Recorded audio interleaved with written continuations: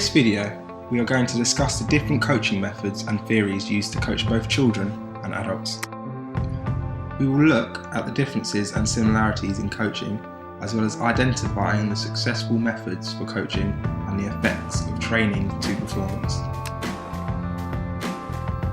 This video will show coaching from grassroots through to adulthood and will then provide a comparison of the two. The welfare and development of the performer is central to quality coaching, i.e. good coaches coach people, not simply techniques, skills and tactics. Coaching is about improving performance at all levels and includes more than just providing opportunities for participation. Coaching involves setting increasingly challenging tasks to match improvements in knowledge, skills and attitudes.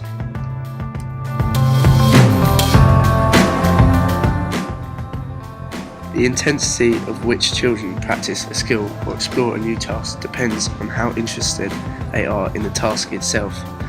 A coaching style will vary from person to person and situation to situation as the coach adapts their behaviour to meet the specific needs of the performers.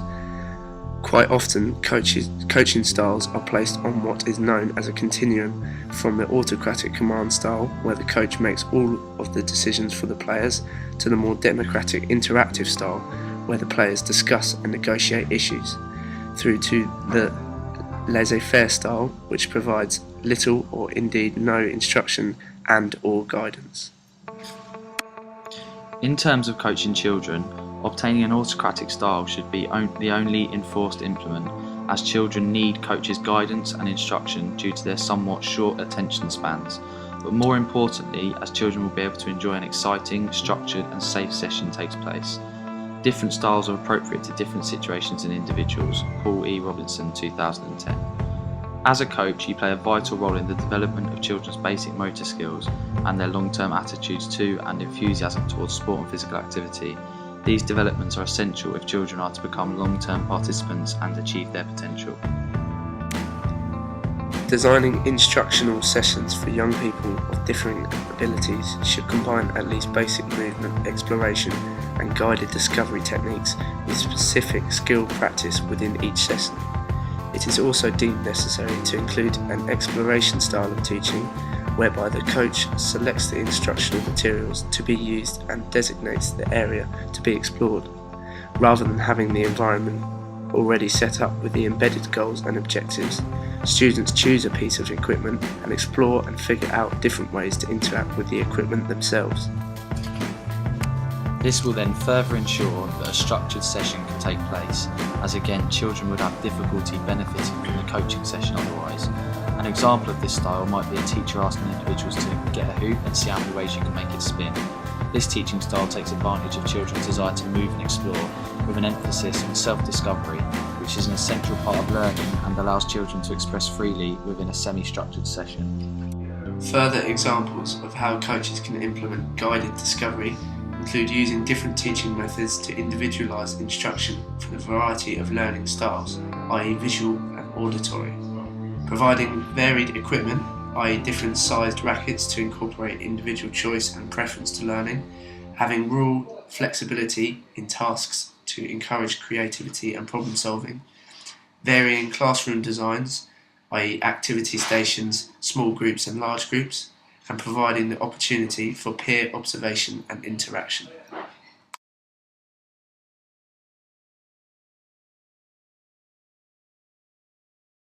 Academy itself. You ready? Go on, go.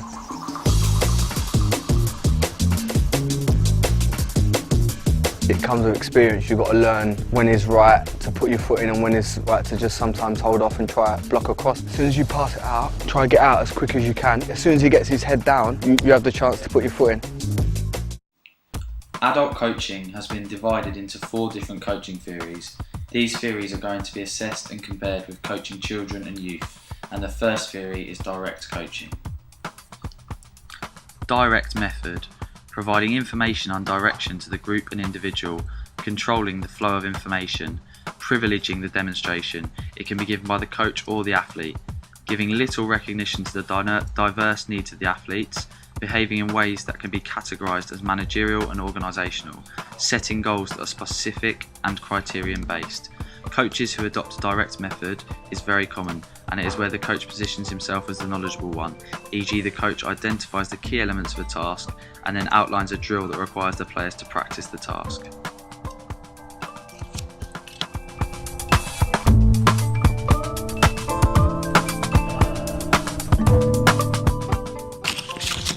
Task method coaching. Task method includes a lot of characteristics of the direct method, but also include the coach. Designing the learning environment so that it has several different tasks, example, stations and circuits. Designing the session so that the tasks are performed simultaneously. Organising the content of the stations so that they are slightly shifted towards recognising the needs of the athlete. Designing the session so that the players can, at times, work independently from the coach. This method is where the coach organises the session so that there are a number of stations around the field. The instructions at each station require the player to perform a different task. The coach wanders around the stations providing appropriate feedback and answering questions.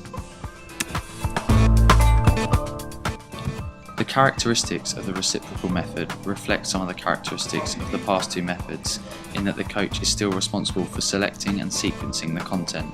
However, where the reciprocal differs from the previous two methods is that the coach requires the athlete to work with each other, designs the content of the session to suit the athlete's abilities and needs, requires an athlete's peer, ideally one more skilled and knowledgeable, to become responsible for demonstration and feedback, and encourages the athlete to develop feedback and social skills. Many semi-professional or professional teams have squads which are made up of the first string and the off-bench athletes. This type of arrangement enables a coach to easily adopt a reciprocal approach to coaching. Experienced players would provide the vast majority of the feedback. Each athlete could take turns to provide performance-related feedback.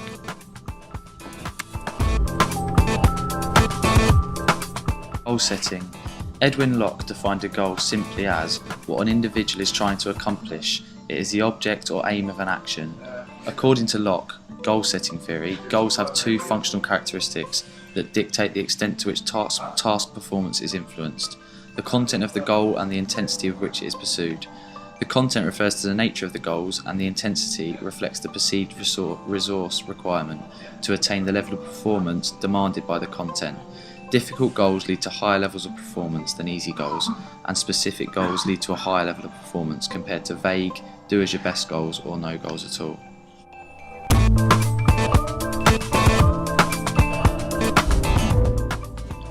Target acronym Epstein 1989. Mastery climate can be created through attention to task, authority, recognition, grouping, evaluation, and timing. To create a mastery climate, tasks need to entail variety and diversity, authority shared, and recognition to focus on effort. Evaluation based upon improvement, participation, and effort, and the allotment of time for skill development. Coaches need to be involved in proposing even more specific tactics that bring to life the target conceptualization on a day-to-day basis. The overall message being given to the athletes is to be as consistent and holistic as possible.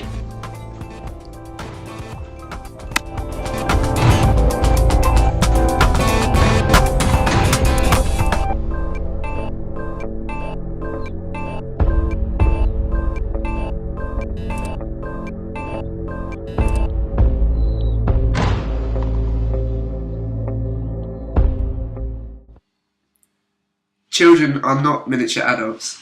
There are major physical, psychological, emotional, social and physiologic differences between children and adults. Children are much less concerned with physical conditioning than having fun, and winning is less important to children than adults.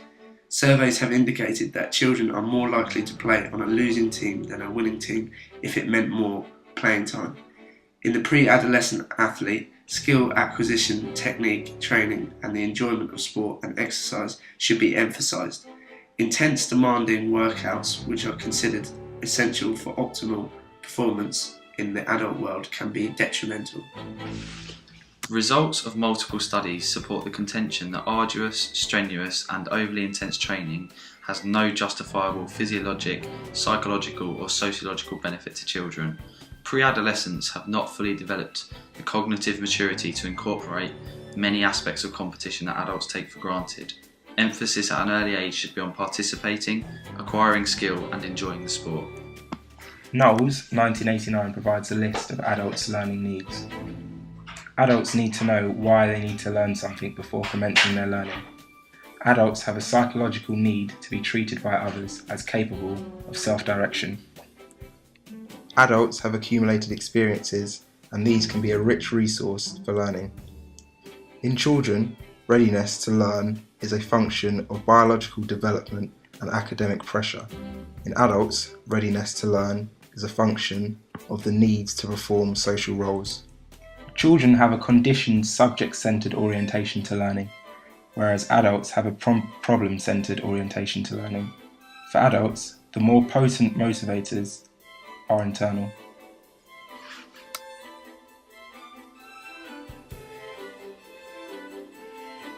Children's attitudes and approach to sport will be shaped and influenced by their experiences during your coaching sessions. Enjoyable experiences can encourage children into a lifetime of healthy, enjoyable sport and physical activity. Poorly planned and badly delivered sessions, however, may put them off of sport for life. What makes sport more enjoyable for adolescents is when the coach demonstrates physical, social and life skills, increases their competence levels, establishes a positive, caring and trusting relationship with them, and facilitates positive interaction with other adolescents.